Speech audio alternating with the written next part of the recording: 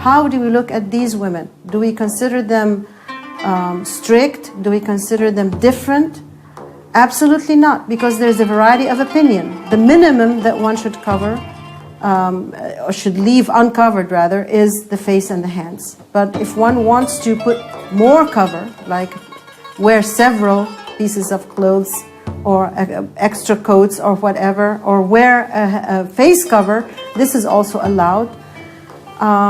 Some women are more bashful than others. They are more beautiful than others. They choose to cover their faces because their beauty should just be for themselves and for their husbands.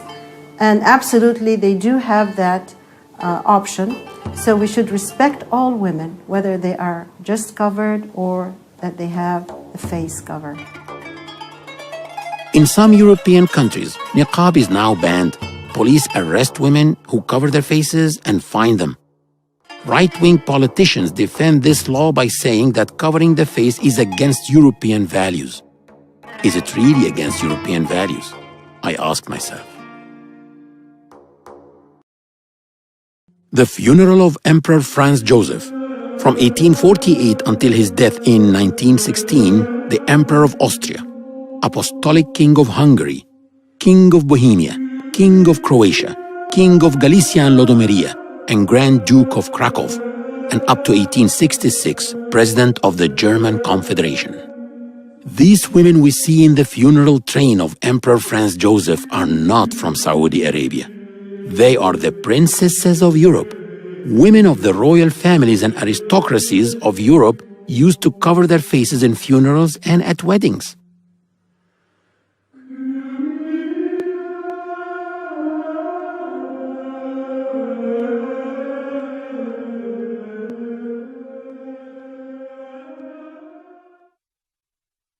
The media needs symbols. It needs symbols of oppression. It needs symbols of backwardness. And it's chosen niqab as its symbol of oppression and backwardness and call to gender rights and things like this. So in terms of the media, there's not really much that one can do to tackle the media, except for trying as much as possible to put positive images of women in niqab out there. The more women we have in niqab, who are achieving great things, who are going out there and making a difference, the more the public perception of niqab starts to change. It upsets me when people see the niqab as something that holds women back. I don't believe that. Yes, there are restrictions and there are things that are more difficult for you, but it depends on who you are as a person.